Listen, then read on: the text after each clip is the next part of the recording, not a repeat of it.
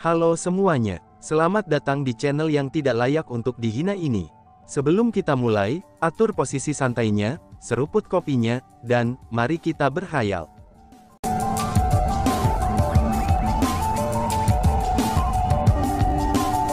Melanjutkan cerita sebelumnya, setelah kepala klan Serpent Era Kuno pergi, klan Serpent Era Kuno yang tersisa segera membawa mayat tetua yang sudah meninggal itu pergi.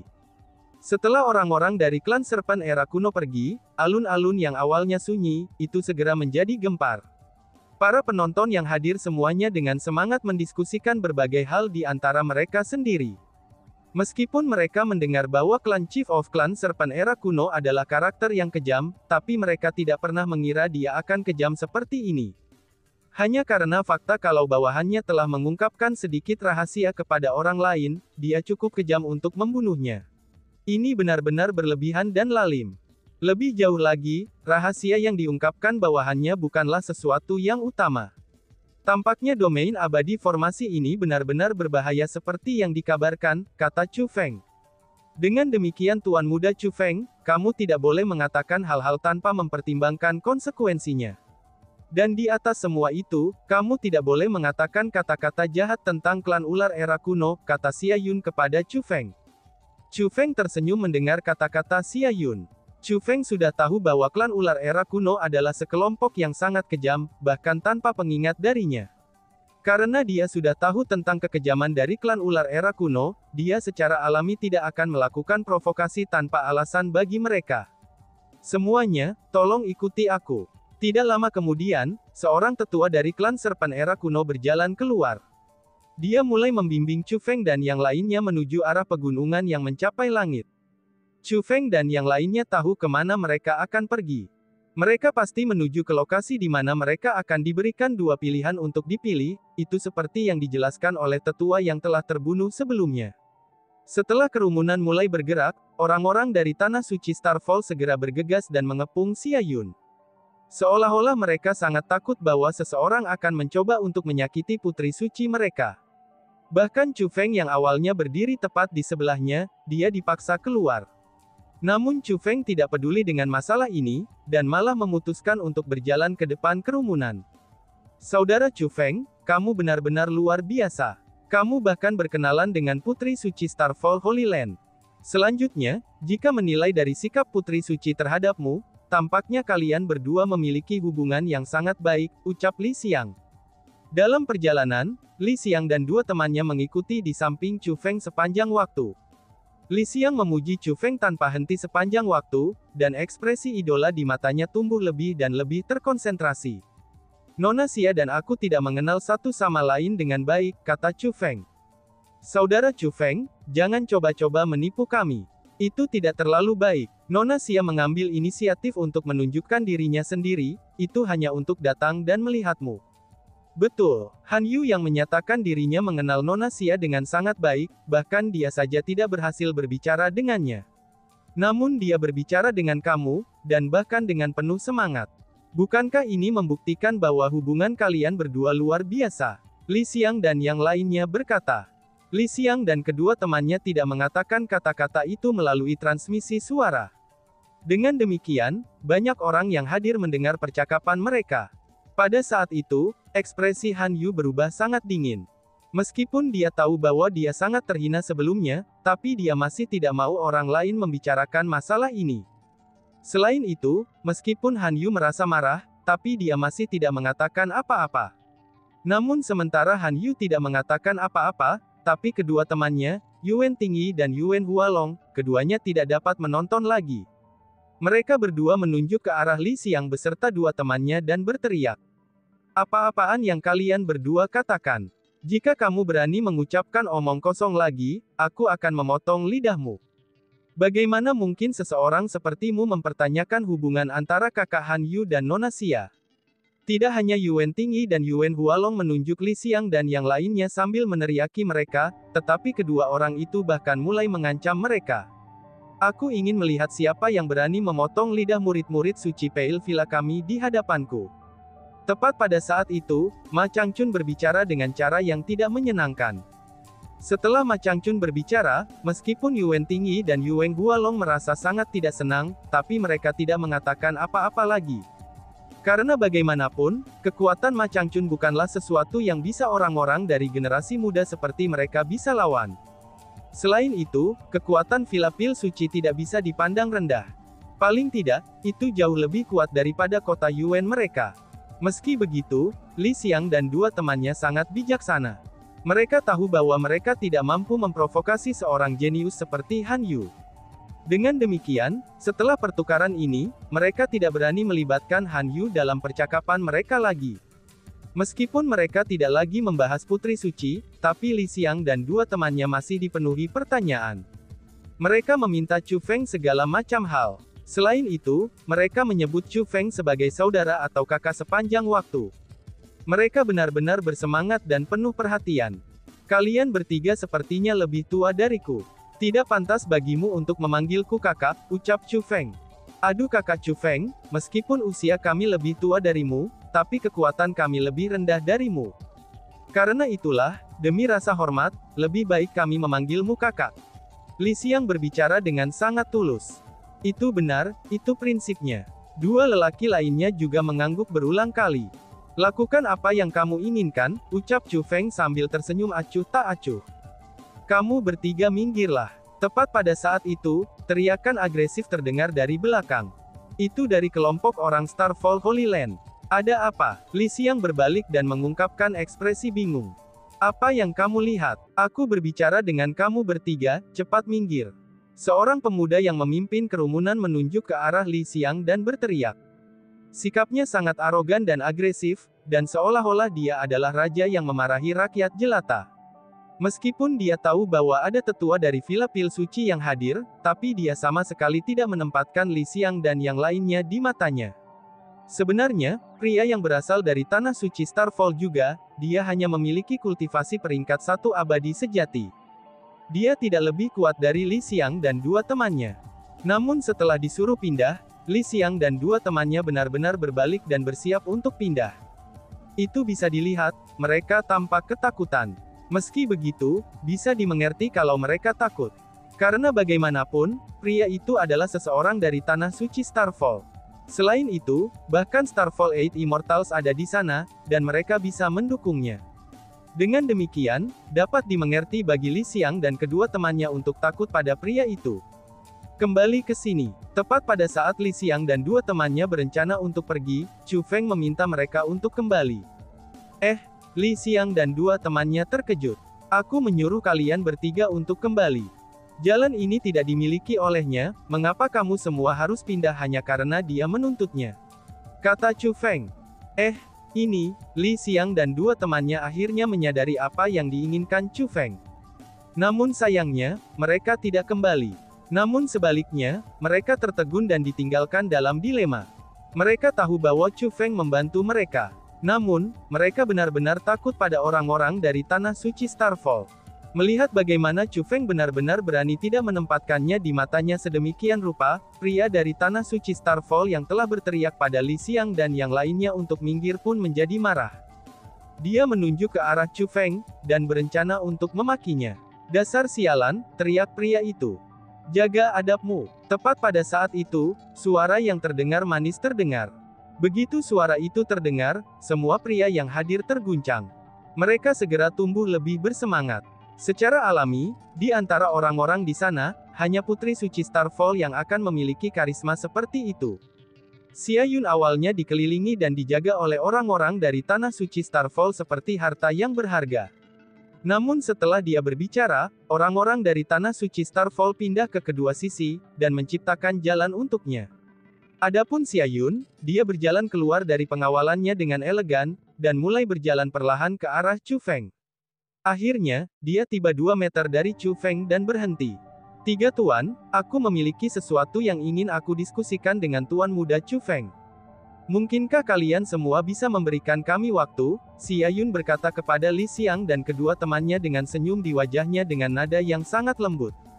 Melihat Xia Yun bertingkah seperti ini, Li Xiang dan kedua temannya hanya bisa meleleh. Bagaimana mungkin mereka berani menentang keinginannya? Ya, ucap mereka bertiga sambil bergegas berjalan ke kejauhan. Mungkin mereka benar-benar tersihir oleh Xia Yun. Kaki mereka mulai lemas, dan mereka bergoyang ke kiri dan ke kanan saat berjalan. Itu seolah-olah mereka sedang mabuk. Pada saat itu, Chu Feng merasa sangat tidak berdaya. Dia mendesah dalam hatinya bahwa Li Xiang dan yang lainnya benar-benar kurang. Tuan muda Chu Feng, bolehkah aku berbicara denganmu? Kata Xia Yun kepada Chu Feng. Dibandingkan dengan ketika dia berbicara dengan Li Xiang dan yang lainnya, nada dia berbicara dengan Chu Feng bahkan lebih lembut lagi. Nona Xia terlalu sopan. Jika ada sesuatu yang ingin kamu sampaikan kepadaku, tidak apa-apa untuk mengatakannya secara langsung, kata Chu Feng. Kalau begitu, mari kita berjalan bersama. Aku akan memberitahumu secara perlahan, ucap Xia Yun. Xia Yun tiba di samping Chu Feng saat dia mengucapkan kata-kata itu, dan Chu Feng tidak berusaha sopan. Sama seperti itu, mereka berdua mulai berjalan berdampingan, dan kemudian meninggalkan kerumunan. Ketika mengabaikan hal-hal lain dan tanpa mempertimbangkannya, mereka memang menyerupai pasangan ideal. Keduanya cocok satu sama lain dengan sangat baik. Melihat adegan ini, Han Yu mulai mengepalkan tangannya dalam lengan bajunya. Dia sangat membenci Chu Feng sehingga giginya mulai terkatup. Dia berharap bisa makan daging Chu Feng dan meminum darahnya. Memang benar bahwa dia telah bertemu Xia Yun beberapa kali, dan dia juga pernah mengobrol dengannya sebelumnya. Selain itu, suasana umum di antara mereka cukup bagus. Adapun Han Yu, ia jatuh cinta dengan Xia Yun pada pandangan pertama. Dia telah memutuskan dalam hatinya bahwa dia akan mendapatkannya. Dia berpikir bahwa dia sudah berhasil berteman dengannya, dan bahkan memiliki peluang besar untuk berhasil membujuknya. Dengan betapa yakinnya dia yakin bahwa Xia Yun akan berbicara dengannya dengan antusias setelah dia tiba. Pada saat itu, dia dan Xia Yun akan menjadi fokus semua orang. Dia akan menjadi sasaran kecemburuan bagi banyak pria. Dan bahkan, dia sudah membayangkan adegan itu. Namun siapa yang mengira, bahwa ketika Xia Yun turun dari langit, dia hanya repot-repot mengobrol dengan Chu Feng. Apalagi sekarang, dia tidak repot-repot meliriknya sedikit pun. Yang paling penting adalah, dia diam-diam mengirim transmisi suara ke Xia Yun beberapa kali, namun dia belum pernah menerima tanggapan darinya. Sikapnya sangat dingin dan terpisah. Di satu sisi, Xia Yun bertingkah sangat dingin ke arahnya. Namun di sisi lain, dia bertindak sangat antusias terhadap Chu Feng. Ini menyebabkan Han Yu yang menyukai Xia Yun merasa, bahwa dia akan menjadi wanitanya di masa depan, itu merasakan sakit yang luar biasa seolah-olah sebuah pisau menghujam di dalam hatinya. Itulah alasan mengapa dia sangat membenci Chu Feng. Terlepas dari seberapa senangnya dia, terlepas dari seberapa besar dia membenci Chu Feng, tapi tidak ada yang bisa dia lakukan. Dia hanya bisa menanggung semuanya. Lagi pula, ada banyak karakter agung yang hadir. Bahkan jika dia ingin menyerang dan membunuh Chu Feng, dia tidak akan memiliki kesempatan untuk melakukannya. Dalam perjalanan, Xia Yun bertanya pada Chu Feng. Tuan muda Chu Feng, bagaimana kamu berencana untuk memilih nanti? Tanya Xia Yun. Tentu saja aku akan memilih danau spiritual terkubur, kata Chu Feng. Kemudian dia bertanya, Nona Xia, bagaimana kamu berencana untuk memilih? Tanya Chu Feng. Pilihan aku sama dengan Tuan muda Chu Feng. Mungkinkah bagi aku untuk melakukan perjalanan bersama denganmu setelah kita naik gunung? Tanya Xia Yun dengan senyum di wajahnya. Begitu dia mengucapkan kata-kata itu, banyak pria generasi muda mulai memandang Chu Feng dengan kecemburuan, dan juga iri hati yang lebih besar di mata mereka. Lagi pula, Xia Yun adalah gadis suci di hati semua pemuda yang hadir.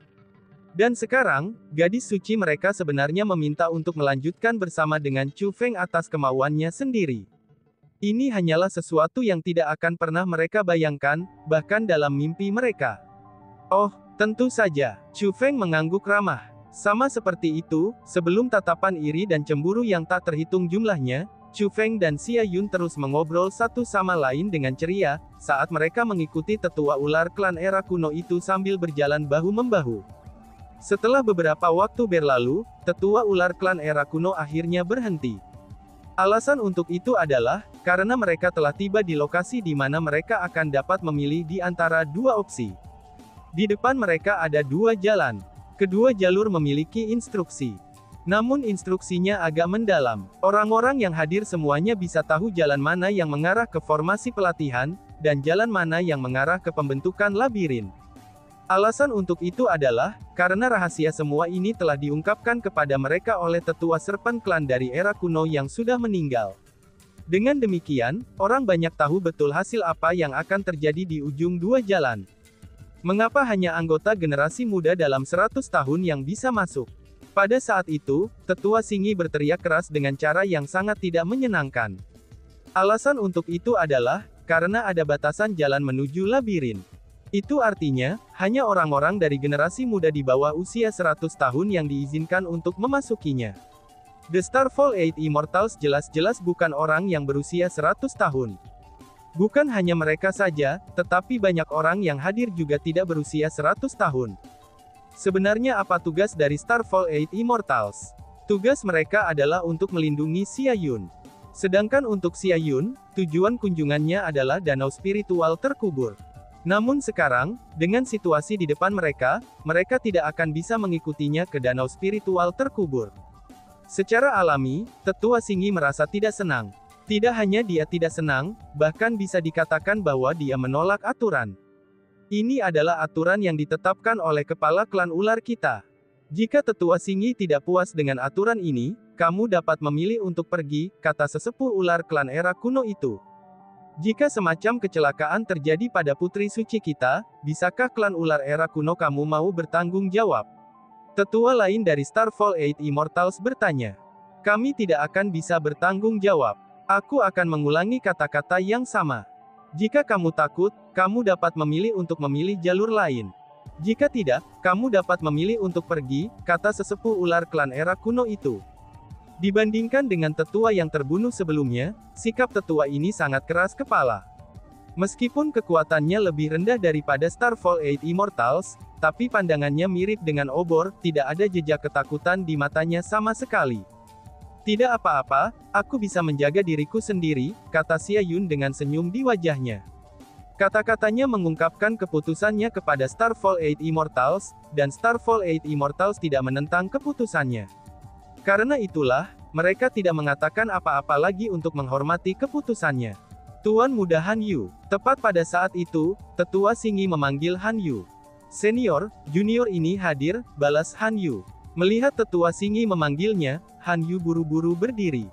Sikapnya sangat hormat. Seandainya ada orang lain yang memanggilnya, dengan status yang Han Yu pegang di wilayah atas Cilio Kosem besar, dia pasti tidak akan bereaksi dengan sopan. Ini bukan hanya perbedaan kekuatan. Namun yang paling penting adalah, itu karena status tetua Singi. Karena bagaimanapun, dia adalah seorang ahli dari Starfall Holy Land dan pengawal Xia Yun. Tuan Muda Han Yu, kamu juga berencana untuk memasuki danau spiritual terkuburkan, tanya tetua Singi. Itu benar, selain itu, junior juga akan memilih untuk memasuki formasi labirin, kata Han Yu.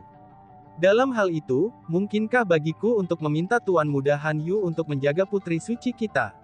Kata tetua Singi. Mendengar kata-kata itu, Han Yu langsung sangat gembira. Dia berpikir sendiri bahwa kesempatan untuk mendekati Xia Yun akhirnya tiba. Namun sebelum Han Yu bisa menjawab, Xia Yun langsung memotongnya. Tidak perlu untuk itu. Aku akan bepergian dengan Tuan Muda Chu Feng. Dengan Tuan Muda Chu Feng melindungiku, aku pasti akan baik-baik saja, ucap Xia Yun. Saat Xia Yun mengatakan kata-kata itu, dia sengaja melirik Chu Feng.